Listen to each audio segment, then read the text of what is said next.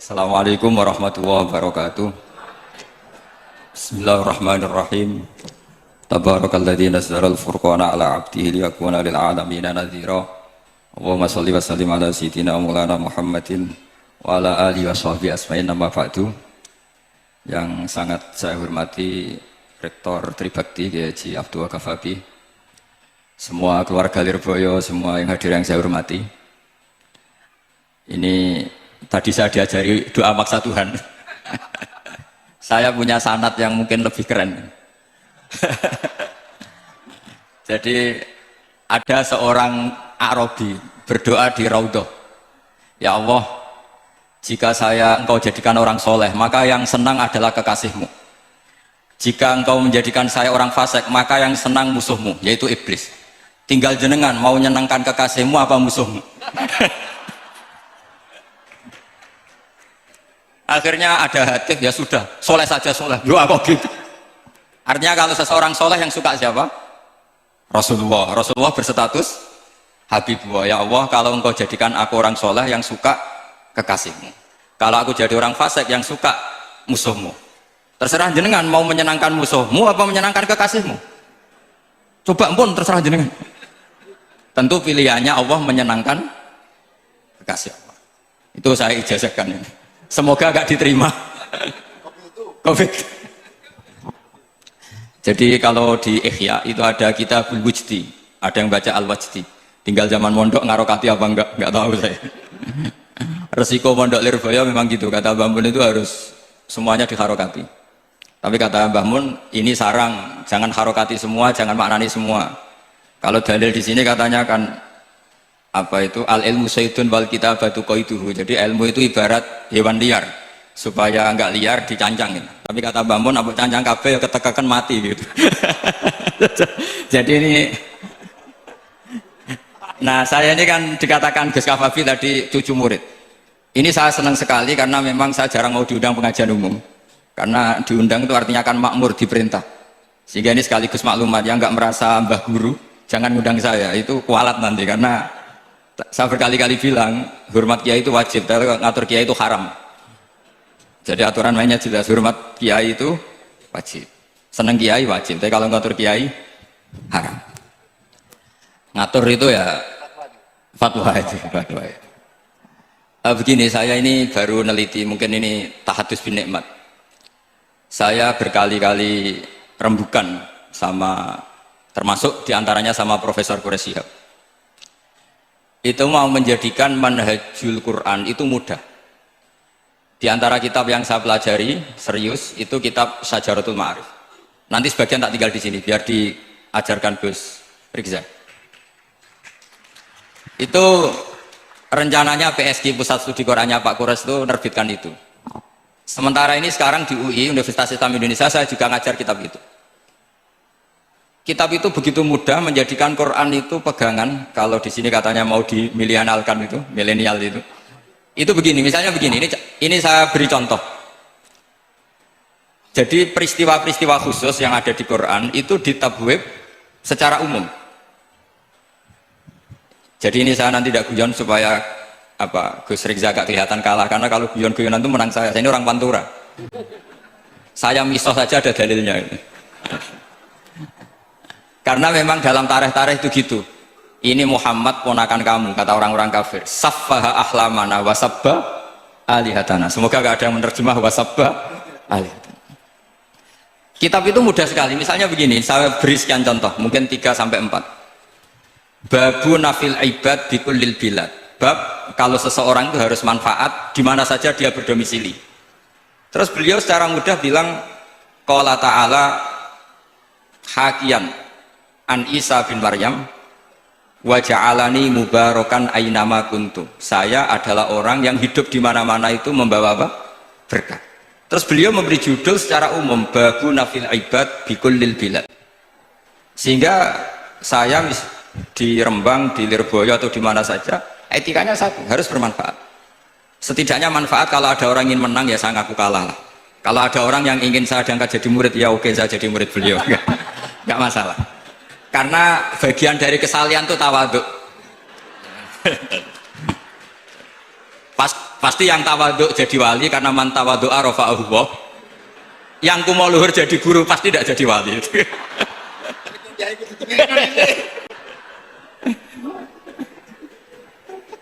Terus ada bab yang sesuai dalam konteks Indonesia. Itu juga dibabkan umum, babu saddid dzara'i. Bab menutup pintu potensi-potensi yang enggak baik. Terus beliau mengutip qala ta'ala wala tasubbul ladzina yad'una min dunillahi fayasubbullaha adwam bighairi ilm. Jadi dulu para sahabat saking semangatnya berislam, itu saking semangatnya itu sering bilang jancuk lata, jancuk uzza. Jadi ini tidak jauh-jauh dari misal karena memang sudah dicap cangkem elek tadi. Terus mereka tanya, lalu kalau Tuhan saya jancuk, bahayanya jancuk juga Tuhan kamu. Akhirnya Allah bilang gini, Muhammad, umatmu kandhane aja misoi bro, lho kurbane aku. Makanya terusannya ayat fayasubbuha adwam bil khairin. Dan itu oleh Syekh Izzuddin bin Abdissalam yang dikenal sebagai Sultanul Aulia itu dibabkan mudah sekali. Babu saddid dzara'i. Jadi kalau kamu ingin Allah tidak dipisahi, Islam tidak disakiti, kamu jangan menyakiti agama lain. Itu bagian dari mencintai Islam. Jangan kira kita hormat sama agama lain karena ikrar, tidak, itu bagian dari mencintai Islam.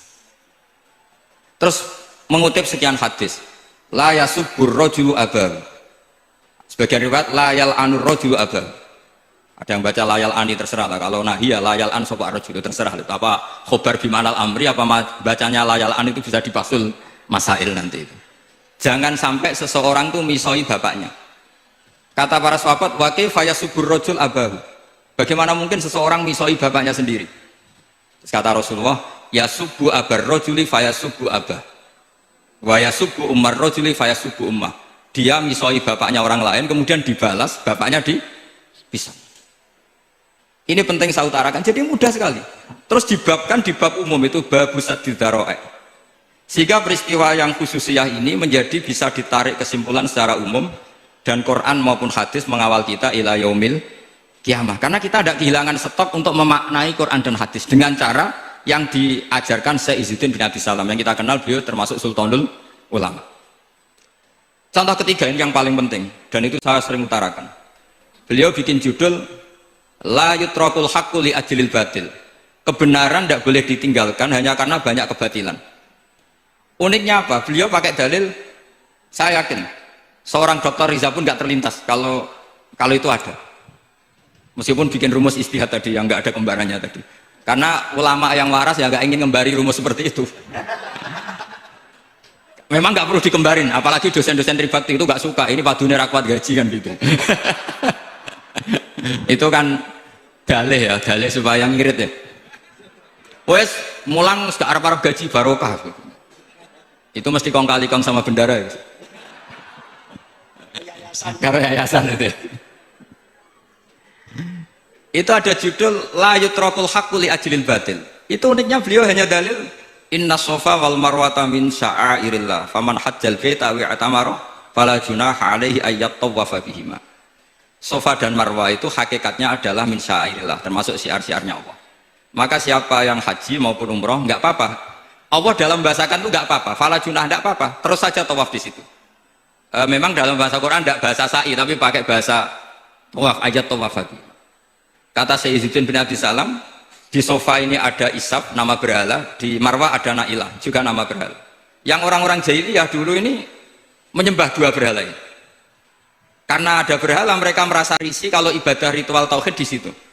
Tapi kata Allah, teruskan saja kamu tawaf di situ atau sa'i di situ. Artinya apa? Kebenaran tetap diperintahkan meskipun ada kebatilan. Jadi gampang sekali. Terus beliau bikin judul la yutrakul haqqu li ajlil batil. Barang hak itu tidak boleh ditinggalkan karena barang batil.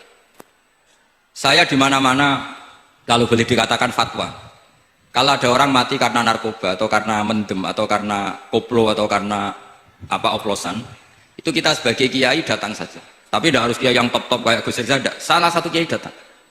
Karena sekali kita tidak datang, mereka akan menciptakan tradisi baru dalam penguburan. Kiai ratekong, soleh-soleh ratekong, dipendem ala mereka. Didekno ambek diminumi arak. Sehingga Kita datang ini karena apa? Sebetulnya demi melaksanakan syariat Islam, memperlakukan janazatul muslim. Kita kelola secara Islam. Meskipun mangkel, kita mangkel, oh mati kok oplosan. Mati-mati pas sujud kan keren. Atau mati karena gaji terlambat kan keren. Ini mati kok. Atau mati karena miskin telat apa? Gaji kan keren, tirakat lah kona'ah. Nah.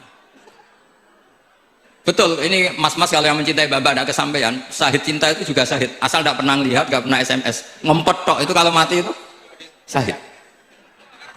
Tapi syaratnya nggak ngelihat, nggak nge-SMS, nggak WA. Pokoknya seperti itu. Nah, ini penting saya utarakan. Saya pernah diundang salah satu acara akad nikah. Itu yang undang nanggap ketoprak. Gus nanti ada ketoprak di rumah saya, tapi jangan nggak usah lihat itu. Tapi jam 9 ngakatkan anak saya. Ya saya datang. Pas itu memang nggak ada udzur saya datang.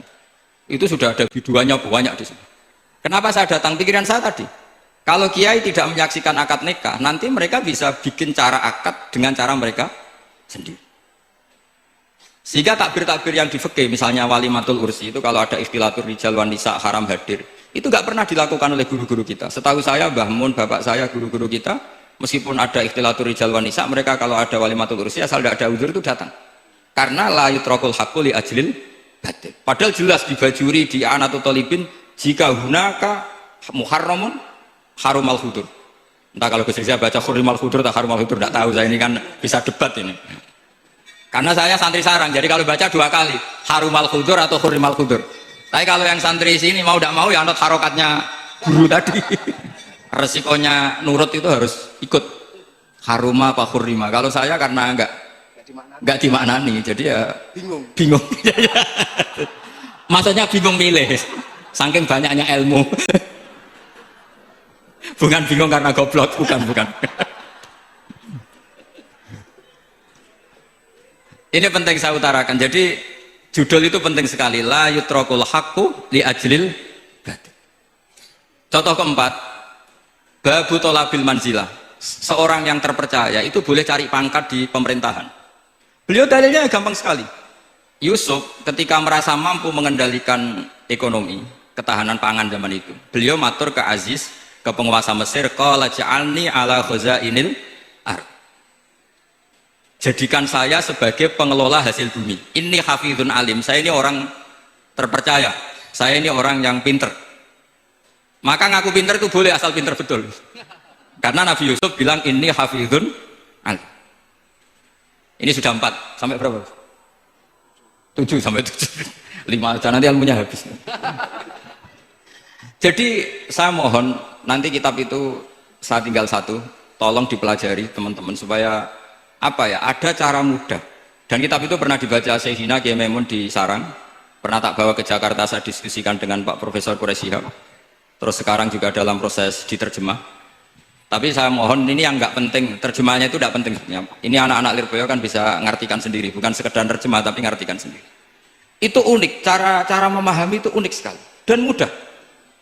Jadi setiap peristiwa khusus itu diberi judul umum. Nah barokahnya judul umum ini, Quran itu menjadi ngawal kita ila yaumil qiyamah. Tapi kalau itu kamu anggap ini peristiwa Yusuf, ini peristiwa Yakub, peristiwa Ibrahim, maka seakan-akan Quran itu tidak untuk kita. Makanya tadi, misalnya wala tasubul ladina dibabkan babu saddid dzara'i. Itu semudah itu, segampang itu. Sehingga dalam kitab Minhajul Abidin diterangkan ada seorang wali yang takut dosa karena banyak perempuan cantik yang pakai celana pendek, banyak bulat di dunia itu. Singkat cerita dia uzlah, dia santai-santai di gunung makan rerumputan. Terus ada wali yang kelasnya lebih tinggi. Kamu di sini ngapain uzlah? Kenapa? Meninggalkan dosa. Terus digojlok sama wali yang lebih senior. Kira-kira ya saya gojlok Gus Rizal gitu.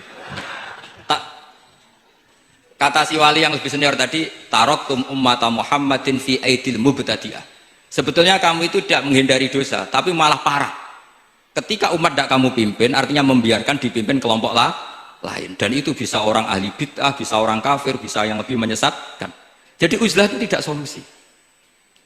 Ini pentingnya pembanding. Jadi gak apa-apa nanti setelah saya ngisi, dikasih kesempatan untuk bully saya, gak apa-apa. Saya terlalu sakti untuk dikalahkan. Jadi artinya muhibin saya itu nggak ngefek lah kalau saya diadili siapa? Gus Riksa. Nggak ngefek. Jadi menurut saya nanti tak kasih kesempatan untuk ngadili saya. Terus setelah itu selesai, saya nggak jawab lagi. Sebagai latihan calon wali itu harus sabar, man. Jadi wal kadhiminal ghaidha wal afina anin nas. Jadi setelah saya dibully nanti saya bilang sudah saya maafkan, wassalamualaikum, terus gitu. Terus contoh yang paling ekstrim gini Gus Riksa, ada contoh babu jawazin namimah limaslahatin. Bab boleh adu-adu. Adu-adu itu mengadukan satu peristiwa yang buruk ke orang lain karena maslahat. Itu contohnya unik sekali. Saya ini bingung, masa ada namam atau namimah kemudian ditoleransi. Terus beliau pakai dalil wajah arojulum min aqsal madinati yas'a. Qala ya Musa innal mal'a ya'tamiru nabikal yaqtulu kafakhus innilaka minan nasihin. Musa, saya ini pegawai kerajaan Fir'aun, saya termasuk perwira di kerajaan Fir'aun. Saya tahu rapat tadi malam itu memutuskan menangkap kamu untuk dibunuh. Maka kamu harus secepatnya keluar dari Mesir. Itu kan sebetulnya tipikalnya agak namimah, adu-adu, tapi limas lahatin. Itu mudah sekali kitab itu. Jadi saya mohon anak-anak tribakti yang mau mengkaji Quran ingin alim pakai kitab itu. Saya jamin kalau khatam pasti alim. Khatam paham maksudnya. Daripada sampean pakai metode usul fikih itu keruwetan karena selain judulnya sudah ruwet. Subul usul itu sudah ruwet. Dulu saya ngaji di sarang itu semua satu kelas itu semuanya dapat 4 tuh. Kecuali saya tidak dapat nilai karena gurunya bingung biji. Tidak tahu bingungnya itu karena dianggap terlalu alim atau terlalu goblok, tidak tahu saya. Yang jelas usul fikih saya itu nggak ada nilainya. Begini kalau dalam usul fikih kan begini. Ya ini agak menghormati pasca sarjana jadi agak ruwet biar kesannya itu ya intelek atau pinter lah gitu. Kalau guyon terus itu kan nganggap sampean itu isane mau paham guyon itu. Jadi kan ngergani orang seperti orang guyon terus itu. Tapi ini agak serius. Begini. Misalnya saya sebagai kiai ngundang Zaid, kamu kesini. Saya jelas sebut Zaid kesini, ada tamu.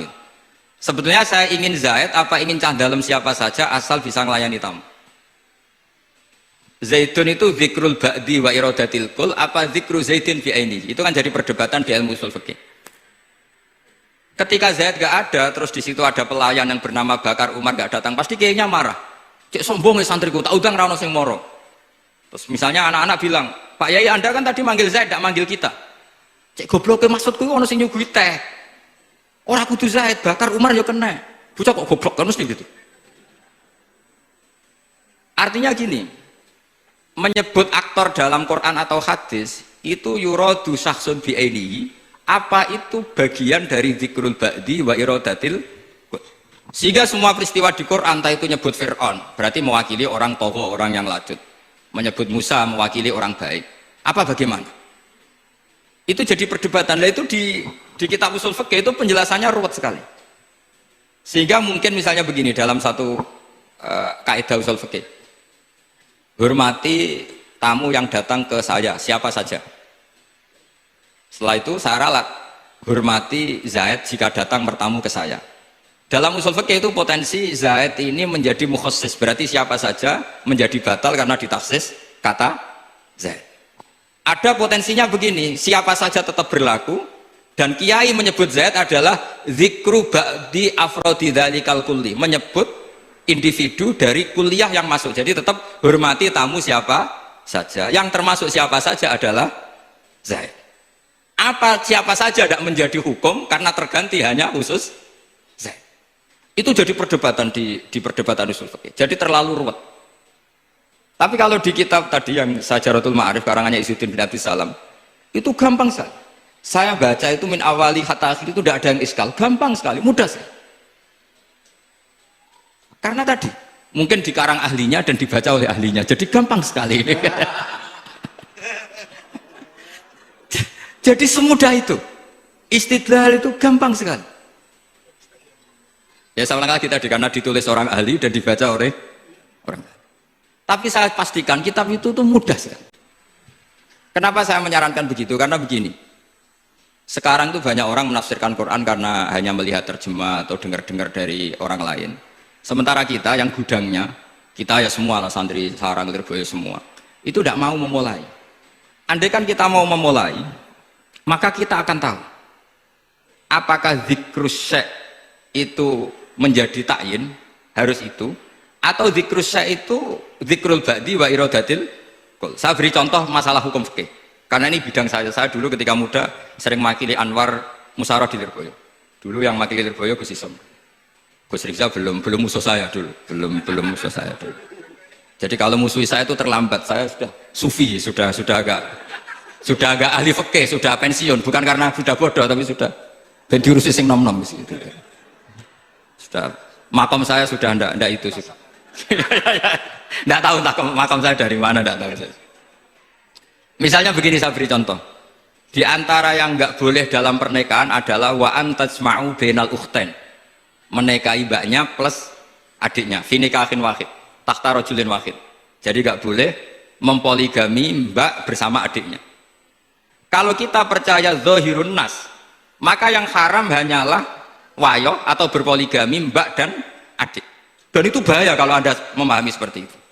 Zaman Rasulullah Sugeng ngendikan ditambahi satu tok sama Nabi. Wala benal mar'ati wa ammatiha wala benal mar'ati wa kholatiha. Itu kalau orang Jawa kan satu, karena bulik dan bude, orang Jawa itu sama, dari bapak ya bulik, dari ibu juga bulik. Tapi kalau orang Arab bilang min jatil ab disebut amma, min jatil dikatakan kholah. Nabi zaman Sugeng itu hanya nambah itu tok. Juga agak boleh menikahi ponaan plus buliknya atau menikahi buliknya plus ponaannya. Kemudian oleh ulama fikih ditambahi satu kaidah. Dua perempuan yang kalau saja laufurido itu kalau saja diandekan yang satu lelaki tidak boleh nikah, maka orang ini tidak boleh dijamu dikumpulkan tahta rajulin wahid. Berarti memasukkan siapa saja? Mbah dan cucunya, perempuan dan buliknya, perempuan dan saudaranya. Artinya gini, andekan yang disebut Quran itu menjadi itu saja hukumnya, maka yang haram poligami hanya mengumpulkan mbak dan adiknya, karena Quran hanya bilang wa antajma'u bainal ukhtain. Tapi tentu itu kebodohan. Mesti gak tahu ngaji usul fikih. Kitab yang pantangannya orang banyak, ya pantangannya gurunya bareng. Jadi itu bukan pantangan muridnya saja, ya pantangan gurunya bareng. Akhirnya apa? Itu kita analisis bahwa ini mimbabi dzikril ba'di wa iradatil qul. Mungkin ada ulama yang era Imam Syafi'i meredaksikan wa antajma'u bainal ukhtain ibaratun anil jam'i bainal mahromen. Apapun itu, tetap ukhtain di sini itu satu percontohan mengumpulkan dua perempuan yang ada hubungan mahram, entah karena saudara kandung atau bulik bude atau mbah sama cucu. Lalu pertanyaannya, kenapa Quran tidak menyebutkan mbah dan cucu? Kebayang nggak misalnya Gus Rikza nikah orang perempuan cantik umur 25 plus mbahnya umur 70 tahun? Mau membayangkan. Katanya tidak mau membayangkan. Artinya gini, orang waras itu tidak akan melakukan seperti itu, maka nggak perlu dilarang. Tapi nak rabi mbak sesuai gedon, jebule ayu adi itu banyak. Terus dongano mbak mati itu banyak itu mungkin. Sehingga yang potensi bahaya itu wa antas mau penal ukhtain. Karena yang potensi nakal itu ya itu tadi. Ron mbak luwe ayu rabi adike, semoga kalau sedang keluarga orang lain ceraikanlah. Tumane maksa. Tumane maksa ini mau. Jadi ini penting saya utarakan. Jadi ini serius tapi saya tetap rileks. Jadi mohon dipelajari lah usul fikih. Kalau usul fikih Anda kesulitan, pelajari saja kitab Syajaratul apa? Ma'arif. Nanti kitabnya saya titipkan ke siapa saja Pak. Insya Allah sampai ke kursi saya. Apa kitab Syajaratul Ma'arif. Itu menurut saya kitab terbaik dalam mempermudah memahami Quran. Ya modelnya begitu. Misalnya tadi babu nafil ibad bikulil bilad, bab seorang hamba sebaiknya di mana saja bermanfaat. Terus cerita tentang Nabi Isa wa ja'alani mubarakan ainamakum. Saya masih ingat baca kitab supaya Pondok Lirboyo bangga bahwa cucu muridnya alim alama. Jadi ini bagian dari itu. Putu muridnya we alim, bangunnya murid Lirboyo alim, putune we alim kan gitu. Jadi kalau sampai ndak alim dosa gede. Saya kata Gus Kafabi kan putu murid, putune we alim mosok muridnya gak alim. Awas nak keman gak alim, sini-sini wong. Jadi harus mengkaca putune we alim, apalagi apalagi anak pas. Jadi tadi sampai mana Gus? Lupa. Sampai Ayu. Aji ayu. Mbak sing ayu. Ditungakno tadi. Ya ditungane bintang mati adike oleh Mbak. Tapi adiknya mati Gus. Saya teruskan lagi ya. Jadi kalau saya masih ingat baca kitab karangannya Imam Syafi'i dalam tema yang mirip ini. Ketika beliau ditanya, boleh ndak seorang lelaki uzubah tidak nikah? Waqat qala Rasulullah sallallahu alaihi wasallam andika sunnati faman rohiba an sunnati falaysa minni. Itu kata Imam Syafi'i. Ya kalau dia tidak nikah karena benci sunnah Rasulullah itu buruk. Tapi kalau karena takdir dia tidak suka nikah atau enggak payu rabi ya enggak apa-apa. Terus Imam Syafi'i ditanya, apa dalilnya? Jawabnya Imam Syafi'i itu rileks sekali. Inna wa ta'ala dzakara abdan sholihan wa wasofa bi annahu hasur. Terus beliau baca ayat wasayyidaw wa hasura wa nabiyyam minas sholihin. Allah itu menyebut sekian hambanya yang soleh, dan di antara hambanya yang soleh itu berstatus hasur, orang yang tidak nikah. Artinya tidak nikah itu bukan mengganggu kesalehan, maka uzubah itu halal. Semudah itu dulu orang memahami Quran. Kok sekarang jadi sulit itu salah gurunya apa salah muridnya? Jadi ini cobalah di apa ya, saya memang ingin supaya Pondok Lirboyo itu mudah sekali paham Quran. Saya ini termasuk heran ya, kenapa saya yang ngomong tafsir itu menurut saya biasa saja sama. Tapi saya kata orang banyak itu sudah mufassir. Kenapa saya ngomong biasa saja? Karena ya tadi dengan perangkat-perangkat ilmu kayak usul fikih, kayak fikih sendiri, termasuk kitab Sajarut, memang memahami Quran itu gampang. Wong kafir saja bisa paham dulu. Umar ketika paham Quran itu belum Pondok Lirboyo. Masih kafir, nggak pernah jadi mustahik, apalagi wakil rektor, nggak pernah. Tapi ketika adiknya Fatimah baca Quran, Toha ma anzalna alaikal qur'ana litashqa illa tadzkiratan limay, itu dia paham dan menjadi masuk Islam. Itu coba fahamnya itu sama ngajinya dulu mana? Dulu fahamnya karena Quran itu muyassar, mudah. Pernah ada seorang ustadz yang mungkin kalau sekarang agak ekstrim lah. Sama ndak usah bilang cingkrang, ndak usah, pokoknya agak ekstrim. Kamu kok senengannya nuduh orang gitu. Sampai saya kadang ketularan, saya ini orang baik, gak suka nuduh orang. Itu ada orang yang agak ekstrim itu, datang ke Harun ar-Rasyid. Ya Amirul Mukminin gitu. Ini nasihun laka famusaddidun alaika. Fala tajidanna alayya fi nafsika syai'an. Saya ini orang baik-baik, ingin nasihati jenengan, cuma saya agak kasar. Musaddid itu agak kasar. Dalam bahasa Arab musaddid siddah itu kasar. Kasar atau tegas, kasar lah dalam konteks ini maknanya kasar. Fala tajidanna alayya fi nafsika syai'an, mohon jangan dimasukkan hati. Apa kata Harun Rasyid? Ngendikan itu mudah sekali dan itu sangat Qur'ani. Kata Harun Rasyid, uskut ya ustad. Sebagian riwayat uskut ya jahil. Hei orang bodoh, kamu diam. Inna Allaha ta'ala ba'atha man huwa khairun minka ila man huwa syarrun minni. Wa ma'a dzalika qala ta'ala faqula lahu qawlan layyinan la'allahu yatadzakkaru aw yakhsha. Kamu diam hei ustad bodoh. Allah Ta'ala itu mengutus orang yang lebih baik ketimbang kamu, yaitu Nabi Musa, ke orang yang lebih buruk ketimbang saya, yaitu Fir'aun. Itu saja harus beretika. Faqula lahu qawlan layyinan. Kok kamu sama-sama muslim mau main kasar sama saya? Kitabnya mana? Kira-kira seperti itu. Akhirnya ustaz tadi, ternyata jiran lebih alim, betul sos. Semudah itu orang memahami Quran. Inna wa ta'ala qad ba'asa man huwa khairun minka ila man huwa syarrun minni. Fa inna wa ta'ala ba'asa Musa. Wa Musa tentu lebih mulia ketimbang ustadz ini. Ila man huwa syarrun minni. Saelek-elek Harun Rasyid itu jelek Fir'aun. Musa yang Rasul yang orang sangat baik diutus ke orang yang sangat buruk yaitu Fir'aun, itu saja beretika faqula lahu qaulal layyin, harus sopan. Jadi kayak apa? Saya bayangkan kayak apa bahagianya kita kalau melihat santri-santri ini memahami Quran seperti ini. Itu kan mudah, nggak perlu dokter, bisa, sudah perlu, bisa, maksudnya bisa, nggak perlu dapat honoris causa dari apa tadi? Profesor cangkem elek tadi. Jadi karena Quran itu dalil, kata Ibn Abbas, Al-Quran dalil itu mudah ditaklukkan, dibawa kemana saja itu bisa. Nah, ini yang terakhir, khasnya NU itu wasilah, ini terakhir, nanti setelah ini selesai. Tapi saya mohon MC atau moderator atau siapa lah ngasih waktu Gus Rizal untuk bully saya, dan saya jamin tidak tak balas, dan saya latihan legowo tadi, wal afina animas. Sudah itu kata Rasulullah kan gitu, orang yang meninggalkan debat padahal dia benar, bana wau betan fi abadil jannah. Jadi Sudah saya ingin masuk surga lah, tidak usah repot-repot berdebat. Wasilah misalnya Gus Kafabi niru Mbah Makros atau Mbah Mun niru Mbah Karim niru Mbah Khalil Bangkalan sampai guru-gurunya. Karena zuriyatam ba'duha min ba'd. Saya juga alhamdulillah kemarin 3 bulan yang lalu, 4 bulan yang lalu Pak Said itu nyari nasabnya di Kudus. Kebetulan beliau sudah dengar-dengar kalau saudaranya Mbah Sahal itu sepupunya Mbah saya, nyari-nyari ketemu beliau senang sekali. Cuma terakhir tanya saya, Gus, dengan kamu tua mana? Tua saya, buyut kamu adik buyut saya, kata saya. Nyai Fadilah itu saudaranya buyut saya, Mbah Maksum buyut saya. Yang di Pondok Damaran, saya sampai sekarang masih ngajar di Pondok Damaran, belakangnya Masjid Menoro itu. Mbah Mun pernah cerita gini, orang itu banyak yang anti wasilah. Wasilah itu yang niru guru, gurunya guru. Terus langsung niru Kanjeng Nabi. Atau langsung niru pangeran.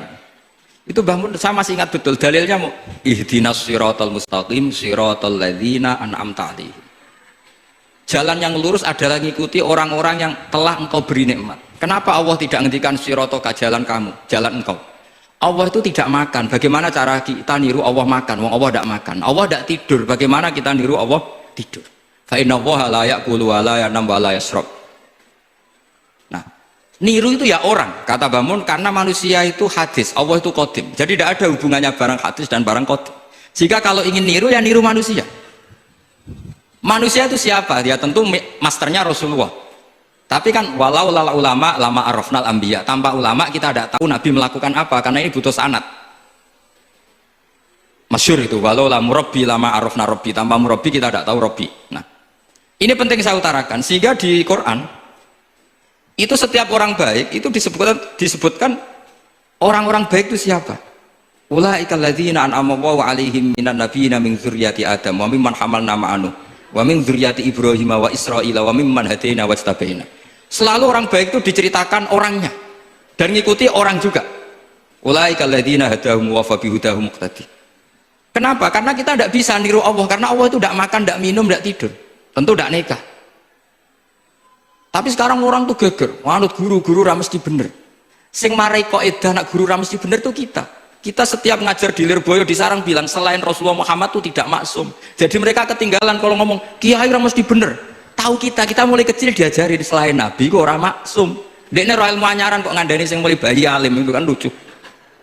Kita mulai dulu tahu selain Nabi itu tidak maksum. Kok malah dikandani kiai tidak mesti bener, kenapa diikuti? Udah tahu kalau kiai tidak mesti bener. Cuma kalau kiai tidak mesti bener, nak kue mesti ra bener. Lagi-lagi gerakan cangkem elek kan gitu. Kalau kiai itu hanya mungkin tidak benar, kalau kamu mesti tidak benar. Ini penting saya utarakan sehingga mudah sekali. Apa dalilnya wasilah? Ya kita jawab saja. Ihdinas siratal mustaqim siratal ladzina an'amta. Semudah itu Quran dipahami ahlinya. Tapi sekarang kok memahami Quran jadi sulit? Saya menjadi tidak tahu. Ya seperti tadi Izzuddin bin Adi Salam itu banyak dalil la yutrakul haqqu li ajlil batil. Itu contohnya itu hanya innas sofa wal marwata min sya'airillah. Ketika Sofa dan Marwah belum steril dari berhala-berhala itu, ketika Ka'bah belum steril dari berhala-berhala itu, Nabi tetap tawaf di Ka'bah, tetap sa'i di Sofa dan Marwah. Kemudian itu disimbolkan la yutrakul haqqu li ajlil batil. Segampang itu agama. Tapi kenapa menjadi sulit? Jadi saya mohon sekali, karena kitab itu sedang dikaji di PSQ Pusat Studi Quran, juga dikaji di pondok saya. Dulu Syekhina Maimun pernah baca juga. Sekarang di UII yang ngajar saya. Jadi saya ingin, dan itu diajarkan ditulis lah oleh ulama sing ma'ruf, bahkan gelarnya Sultanul Ulama. Dalam kasufnya Sayyid Abil Hasan Asyadili, dalam kasuf beliau mengatakan, saya pas kasuf dengar satu suara, satu hatif, ya Ali, ma ala wajil ardi, tidak ada di muka bumi ini kajian fikih sing abha, yang lebih bersinar, yang lebih moncer ketimbang kajian Izzuddin bin Abdi Salam. Dan tidak ada kajian ilmu hadis mengalahkan kajian Abdul Azim Al-Mundhiri yang ngarang At-Targhib itu. Era Sayyid siapa? Abil Hasan Asyadili. Dan tidak ada kajian ilmu hakikat sing abha min majlisika. Dan alhamdulillah kita punya kitab itu, Qawaidul Ahkam, Syajaratul Ma'arif, Izzuddin bin Abdi Salam. Juga kita punya kitab Abdul Azim Al-Mundhiri karena kita pakai At-Targhib At-Targhib itu mukhtasornya Muslim juga. Dan tentu kita juga punya Abul Hasan Asyadili. Karena kita rata-rata ngaji hikam, kita tahu hikam adalah muridnya Abdul Abbas Al-Mursi dan beliau adalah muridnya Abdul Hasan Asyadili. Sehingga kita insya Allah ngalami dzurriyatam ba'duha mimba, baik dzurriyah nasabiyah maupun dzurriyah sababiyah. Kayak saya tadi dikatakan Gus Kawabi putu Lirboyo karena Mbah Mun ngaji di Lirboyo. Dan saya bangga karena bisa bully jenengan semua. Nak putune wae alim apa meneh anake. Mun sepakat ya. Nak putune wae alim apa meneh anake. Pun assalamualaikum warahmatullahi wabarakatuh.